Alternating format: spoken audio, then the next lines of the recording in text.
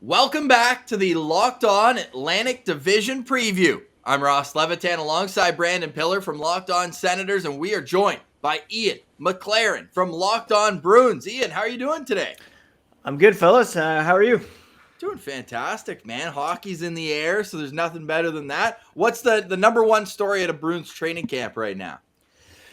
Oh, right now, it's been a bit of a slow burn to start things up. A lot of the veteran guys are, taking their time to get into it. Probably the biggest story is, I don't know, Anton Strawman jumping in on a PTO. Yep. Whether or not Nick Foligno is going to be a contributor this season. And then some of the young guys trying to make an impact in some preseason games and try to maybe bump some of the vets off the roster and grab a spot of their own.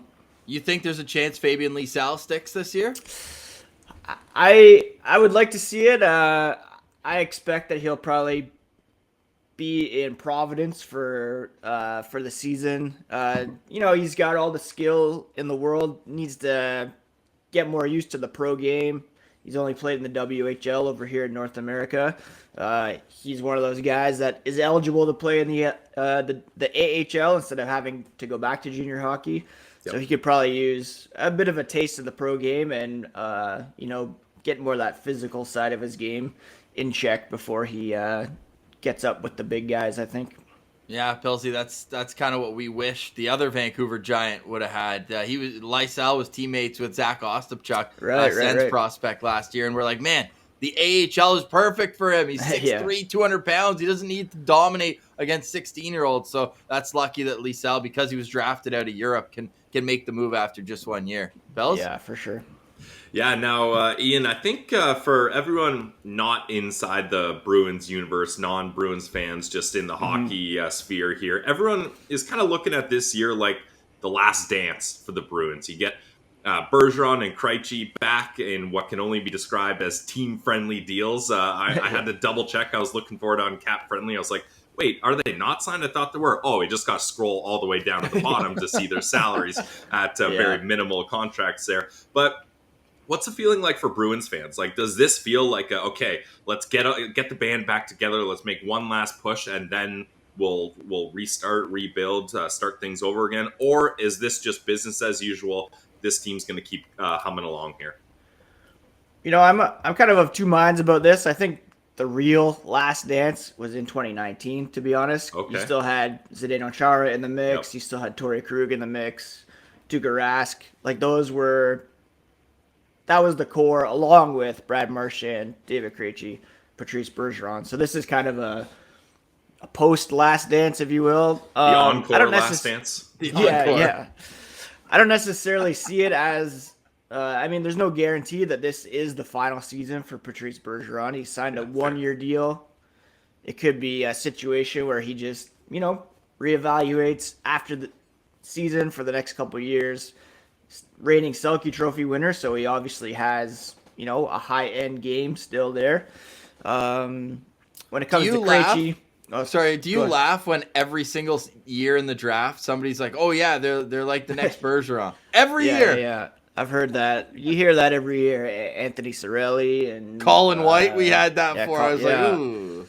Yeah, it's there will never be another Patrice Bergeron unless, someone wins 6 Selke trophies. It's just unreal what he's been able to do in his career, and when he does move on, it's going to be a huge loss for the Boston Bruins. It's not something that you can replace. So every year that he is in the lineup, it's just something that Bruins fans need to cherish and hope that he can keep it going for one more year until it actually does come about that he announces his retirement. Yeah, well, you've got two numbers going up in the rafters then, pretty guaranteed, 33 and 37 for Chara and Bergeron. Is there anyone else from this last, basically since 2011 when they won the Stanley Cup, that core's been together? Is there anyone else that you'd retire their number? I've heard arguments for Tuukka Rask. He's the winningest goalie in Bruins history. Doesn't have the cup as a starter, which if they won in 2019, then he'd certainly be up there. You hear Brad Marchand, maybe David Krejci. the thing with Chara and Bergeron is they both have the cups and they both have individual awards as well, which kind of separates them from the pack. Although Rask does have a Vezina to his credit as well.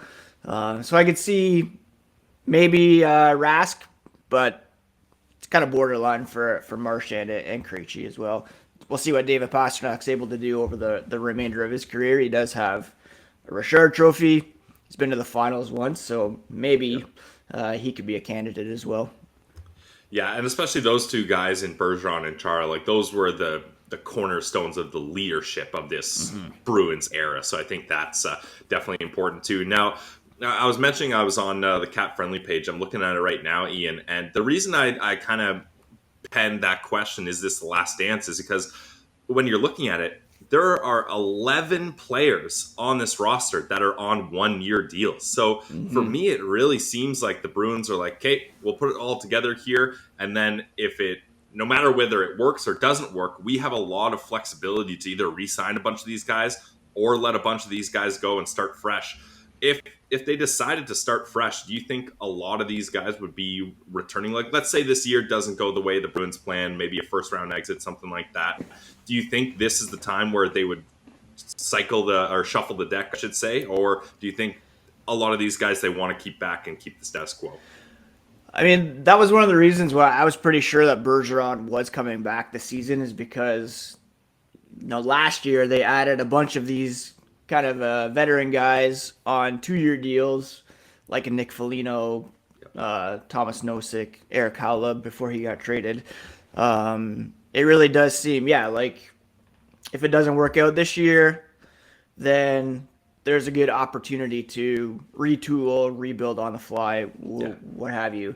I could see a lot of those kind of non-core guys being moved out, being replaced with some younger options, or investing that money in some free agents.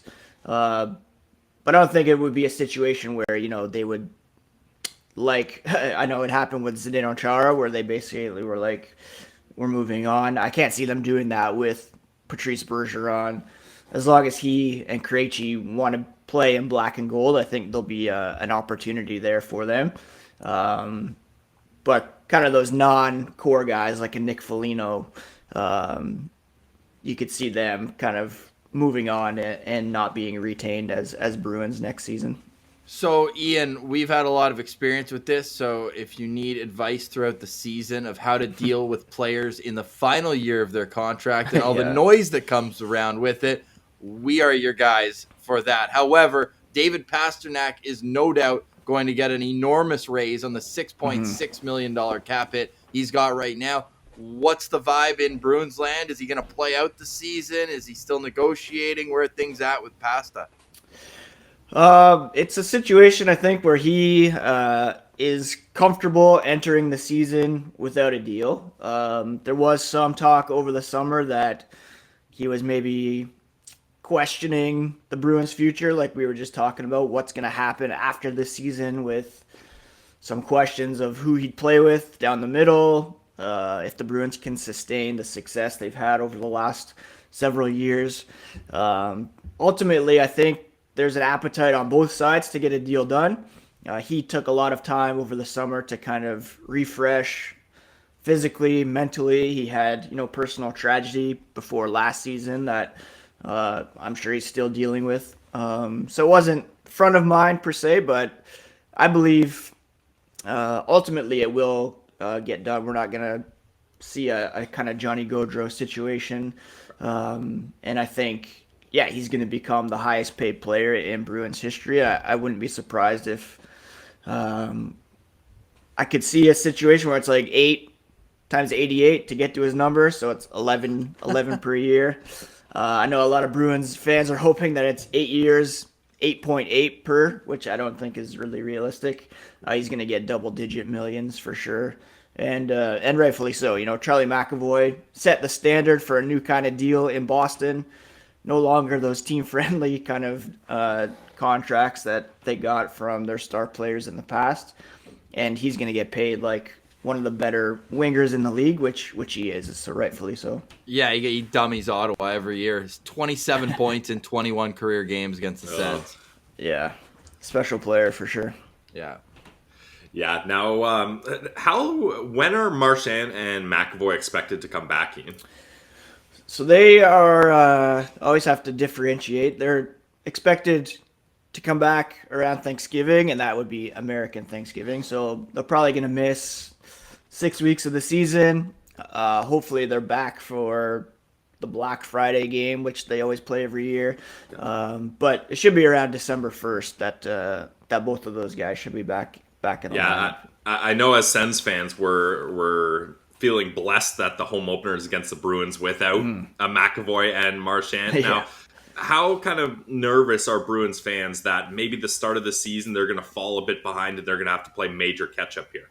It's 22 games until December 1st, so that's a quarter of the season. It's a pretty big jump. That's a big deal, yeah. So, of course, things can change, but on Wednesday, September 28th, it looks like the lines for the Bruins are Kreichi, Taylor Hall, David Pastrnak, Bergeron, Zacha, and DeBrusk, Coyle, Frederick, and Craig Smith, and then a fourth line, either Studnicka, Wagner, and Lysell, or Kopanen, Foligno, and Letteri. What's the one battle that you're watching through the rest of camp here, Ian?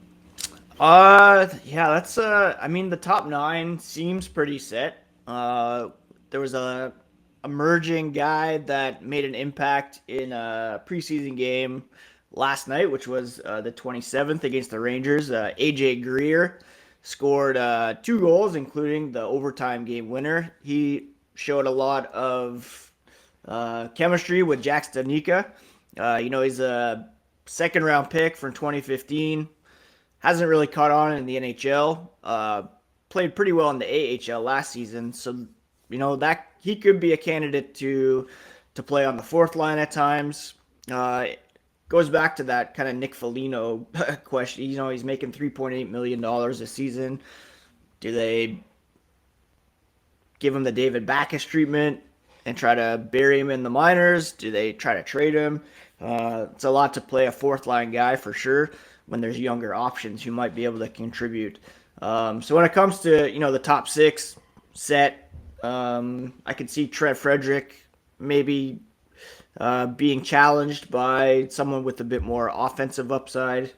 Craig Smith has seemed like a trade candidate here for a little bit as they want to clear some cap space.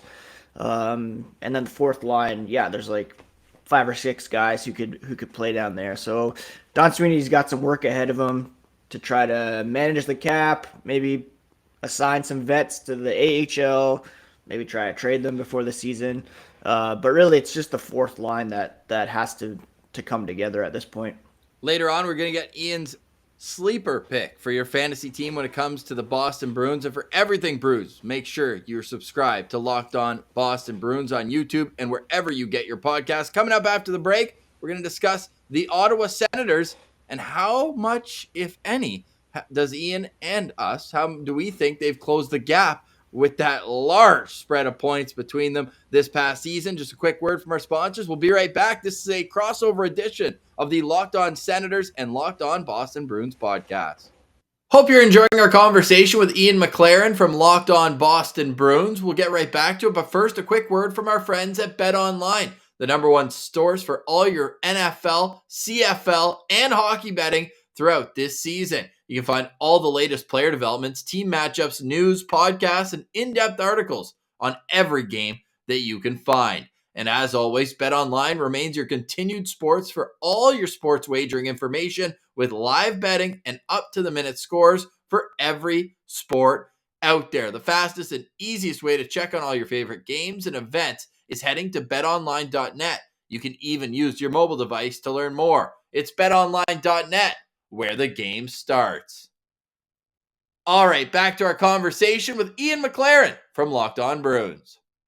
All right, you are listening to a crossover of the Locked On Senators and Locked On Bruins podcast. Ian McLaren with us. I'm Ross Levitan alongside Brandon Pillar. And the nation's capital has some excitement with the moves that Pierre Dorion made throughout this offseason. Pillsy, are they going to bite on the ankles of the Boston Bruins, or do you still think that's a pretty big gap after this summer?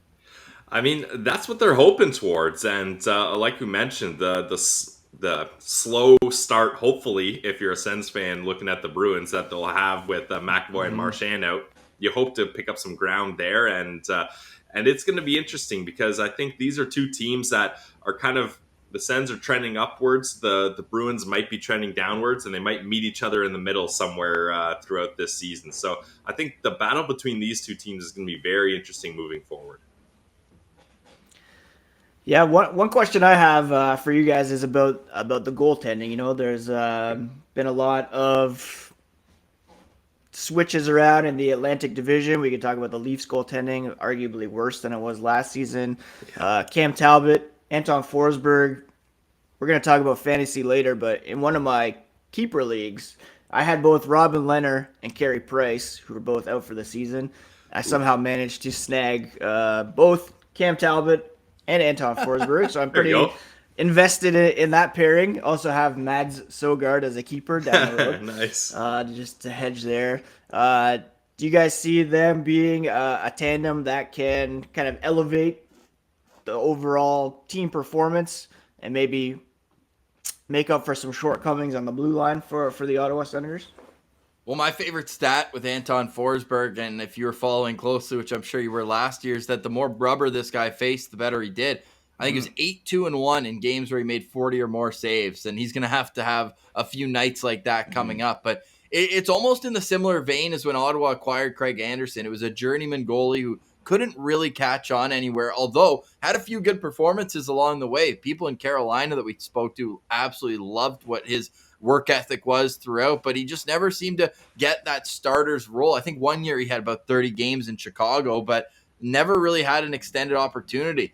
Comes here off of waivers and was just unreal. So I think that if you weren't paying attention to Ottawa last year, and not you specifically, but the listener, you might be like, this guy's 30 years old. He's played 100 games in the NHL, if that. Like, they're going to rely on this guy with all these expectations, but to me, he's the starter. Like, I know it's a 1A, 1B situation, and Talbot's the more veteran player and all this. Similar upcomings, University of Alabama Huntsville for Cam Talbot. You don't see that with a lot of guys. I think he won 2 out of his first 20 games with them. But I just think right now you go with the incumbent, the guy who's gotten it done for you before. And then Cam Talbot is just an amazing insurance policy when you consider the previous option was Philip Gustafson, who I know Pilsy thought got a raw deal here, moving up and down from the minors. But for me, he just wasn't reliable to win games for you last year, especially. Pils, do you kind of echo that?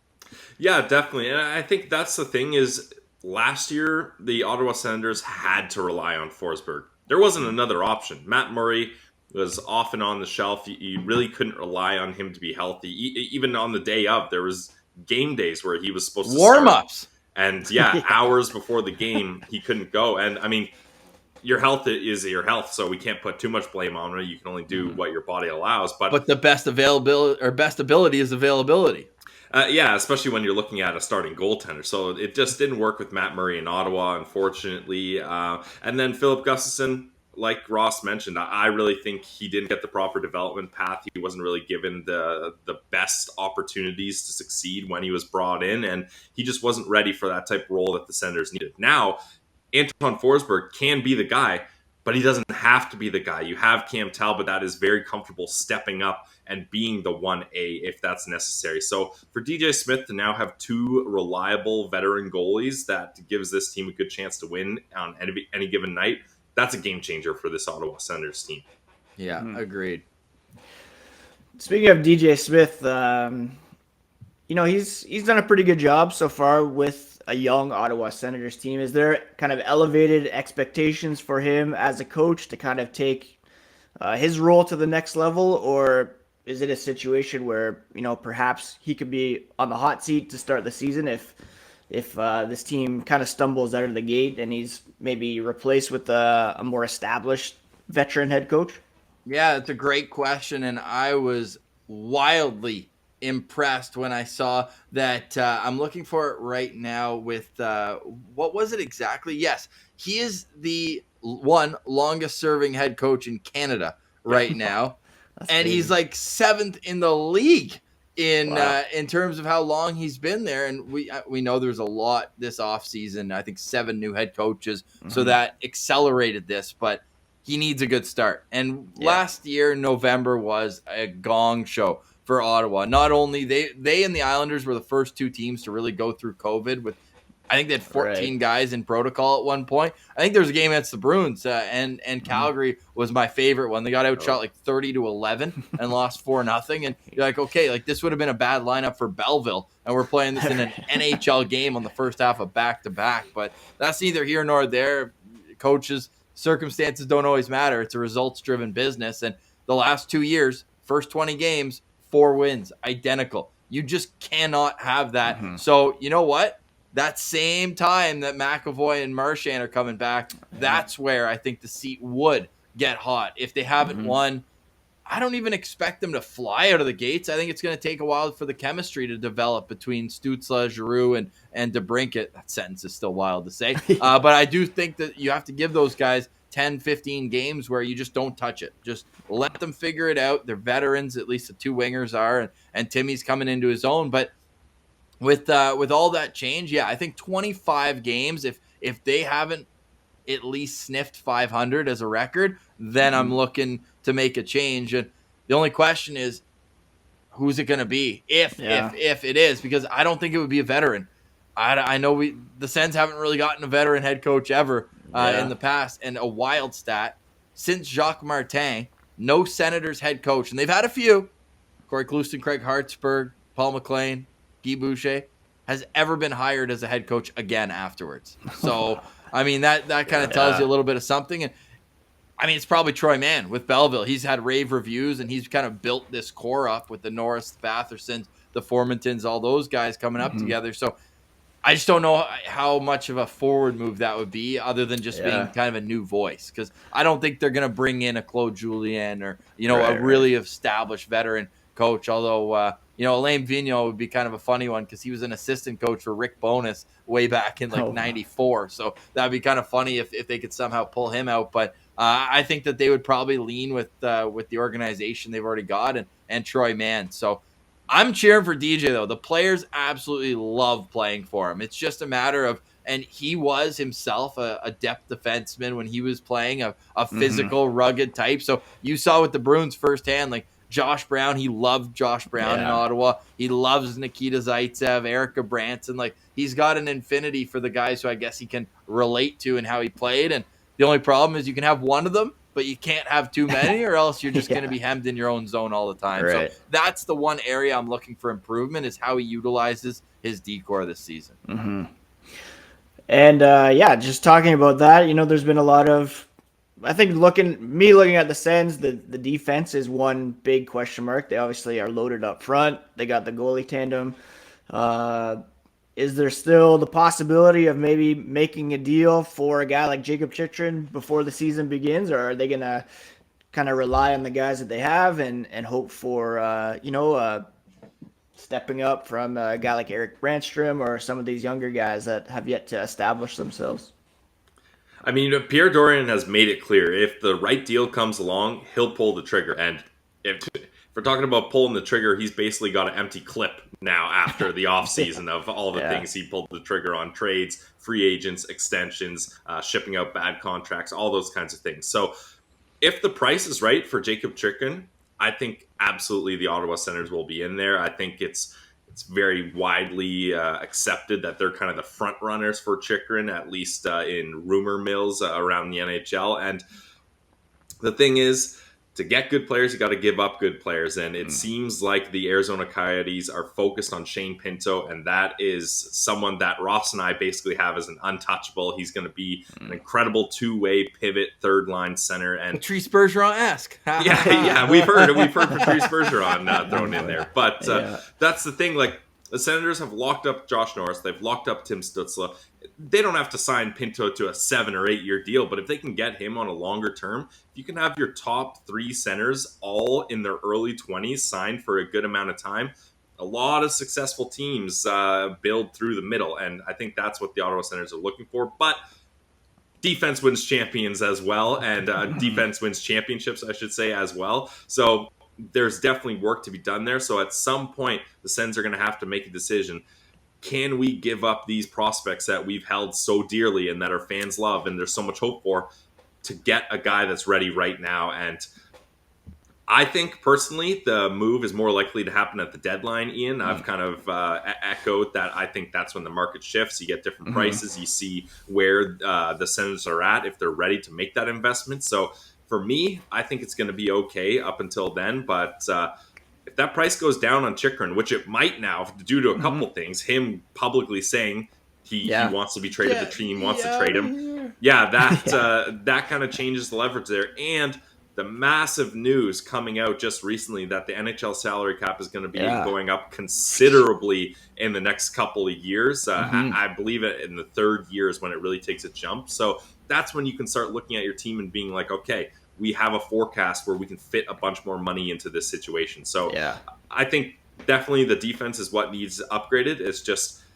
when is the right time to do that? Right. And I think the X factor in all this is the Alex Formenton situation with Hockey Canada. Right. We're still not sure at the time of recording. We have no update, but of course he was on that World Junior team. He also doesn't have a contract, and he was also kind of replaced. I mean, on a 1-year deal, but Tyler Mott can come in, and he was wearing an A in preseason already, and they seem to like him quite admirably. And to me, like, Formenton plus is better than Shane Pinto plus, because I just think that he's the coach's dream. Like, he's only played 17 NHL games, and I know it's not all him, but that was a bad Ottawa team he came up to in the COVID shortened year.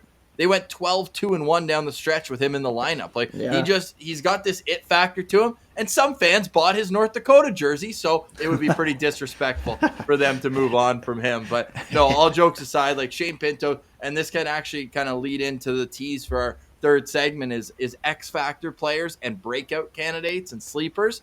To me, Shane Pinto could be an X factor on this Ottawa Senators team. Who does Pilsy think will be a Sens X factor, and who's a sleeper? We're going to get Ian McLaren's take on some Bruins that might be available a little later on in your fantasy draft, but you should pull the trigger if you can. All that coming up on a crossover edition of the Locked On Senators and Locked On Boston Bruins podcast. All right, you're listening to a crossover edition of Locked On Senators with Locked On Bruins. Ian McLaren's with me. I'm Ross Levitan alongside Brandon Pillar. We've covered the Bruins, we've covered the Sens, and now it's time to look at some individuals who could make a big impact. I've already led the way with Shane Pinto. Ian, who's a guy where the success of the Bruins hinges on his production? It's a guy I haven't mentioned yet. We've talked about Bergeron, Pastrnak, Marchand, obviously, the big guys, Kreichi. But I think you need to look at a guy like Taylor Hall, who could be a real X factor for this team. That second line of Hall, Kreichi, Pastrnak could arguably be the number one producing line for the Bruins this season. One of the better second lines you'll find around. And, you know, last season, Hall and Pastrnak played together. They really developed some really good chemistry, and it was to the point where I was saying it didn't really matter who played down the middle with them, because Taylor Hall has some playmaking ability and Pastrnak has the finish. Now you have a guy like Kreichi who can put the puck in the net on his own. He is a pretty good playmaker as well. So you have those three guys coming down. Pastrnak commands a lot of attention. Might have Taylor Hall open on the left side. There's going to be some options there. So he'll have a better center who can get him the puck. He's, not going to blow you away with goal totals per se, but I could see him, easily. I think I saw on the Athletics fantasy projections, they had him producing fewer goals and points than he did last season, and that just blew my mind. I don't see how that's possible. I can see him maybe not hitting the levels that he did when he was league MVP, but certainly, challenging for 25 goals, 45 assists perhaps, and having a nice 70-point season. And that's a guy that kind of forgotten in the grand scheme of things, and you'll be able to draft him in most fantasy leagues, mid maybe even late round pick. So don't sleep on Taylor Hall, I don't think. Yeah, that's a good call. I probably am sleeping on him because I'm still mad about that rumored trade 1-for-1 for Cody Ceci from years ago. And they just didn't get ownership approval in time. Next thing you know, he's sent to New Jersey for Adam Larson, 1-for-1 there. So I'm still mad about that. But yeah, he obviously brings a ton of speed, and with that can open up space for David Pastrnak and that lethal release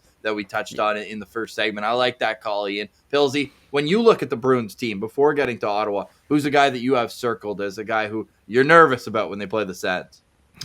Well, the one guy I'm really circling is David Kreichi. You mentioned it, Ian. He's going to be in between Taylor Hall and Pastrnak here. Like, those are two lethal guys. However, it's been a while since he's been back in the NHL. He missed 2 seasons, right? It was just the one season. He played just back the one? in Czechia. Yeah. Okay, so he's coming back to the NHL. No Marchand. Things are going to be looking a little different than the Bruins. He left. So I'm going to be interested to see how his return to the NHL goes. Sure, he's David Kreichi. He's still a great player. And when you have wingers like that, but he is getting up there in age, and this league is becoming more and more a young man's game with speed and skill being the name of it. So that's a guy that, for me, I think you can probably get a little later in fantasy drafts because people forget that he's coming back. And anytime you're in between a guy like Taylor Hall and then David Pastrnak, that's going to be massive, especially Pasta in a contract year. Whew, he's going to be looking to light it up.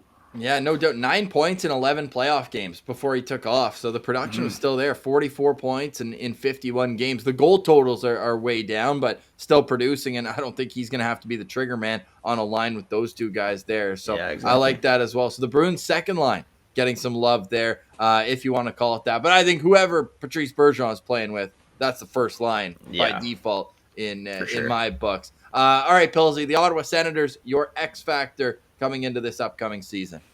I'm going to keep it consistent, Ross. My X factor for the other crossover shows has been Drake Batherson. I think this is someone that people outside of the Sens fans, they kind of forget because he had that long injury. He was the Ottawa Senators named All-Star before he got injured, unfortunately. And he finished off the season with 44 points in 46 games. Basically a point-per-game guy.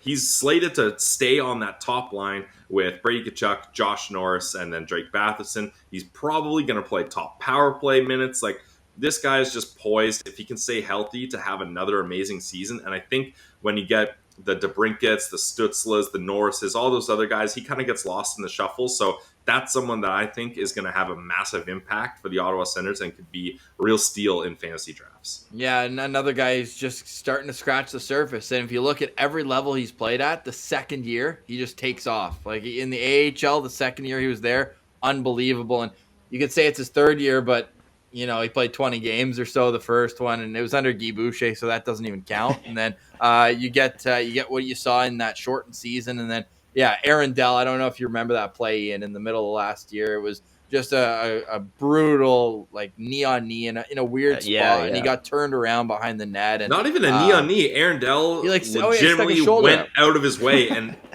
checked him. Outside of I think it was even outside of the trapezoid there, like just not a hockey play whatsoever, and it ends up in a high ankle sprain too, and that's just a brutal injury to recover from. So he was at a point per game, if not a little bit ahead of it beforehand, and it was tough for him when he got back. And we should mention as well, he was on that World Junior team, and there's no update about what's going on there. He is under contract, and one of the steals in the league, I'd say, signed under $5 million for the next 4 seasons. And if the cap's going up, and that looks more like a $3.54 million, that's unreal value for a guy who can play make. He can kill penalties when he has to. His player comparable when he did the draft thing was Mark Stone when he was way younger, and you see a little bit of that. I want to see him take another step defensively this year, but active stick on the defensive side, and he's grown 4 inches since his draft too, so that's obviously allowed him to protect pucks better along the boards. But Pilsy, I like that for you. As we wrap up, Ian, your final prediction. Like, are the Bruins still a playoff team? And if so, are they the wild card, or do you think they could challenge one of the big dogs in Tampa, Toronto, and Florida? I think they are still a playoff team. I think once they're healthy, they're arguably better than they were last year. You know, you flip Holla for Kreichi, second line center, huge upgrade. Pavel Zacha, I think, can bring some nice skill. He's going to probably be on the third line once Brad Marchand comes back. So that will be a benefit to them. I look around the Atlantic and I see, Ottawa, Detroit moving up a bit. I see Florida taking a step back this season, I think. They're not as good as they were last year. Toronto, their situation in net. John Tavares going to be injured to start the season. I don't think they're a sure thing. Top 3, top 4 for sure, but, they're Toronto, so they'll always figure out a way to mess things up. I could see Boston probably sticking in that wild card spot again this season. I could see them sneaking into the top 3, Florida moving down a bit, maybe Tampa, because they won't necessarily have the gas on in the regular season. They know that if they can get in the playoffs, they have a team that can go far. They can beat Toronto in Game 7 on home ice or in Toronto. I mean, anyone could do that, though. Yeah, exactly. So I can see the Bruins sneaking into the to the third spot, perhaps. But definitely, I have no no question that they're still a playoff team in my mind, especially when healthy. I got this so fast on the trigger here. If anyone's watching on YouTube, we've pulled this up with almost every division preview we've done, and we got to ask you the same question, Ian. Who in this Leaf pile is your favorite with the emotion on their face? There's lots to choose from. I'm gonna go with the guy on the left, second row, the glasses. On his head there. Yeah, he looks like he's seen God. He's about ready to keel over, I think.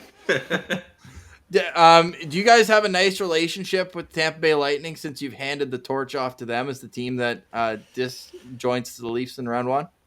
I mean, I don't root for the Lightning. It's tough to see a team that good. I mean, it's nice to see them beat Toronto, but they beat the Bruins a couple of years prior to that in the second round, and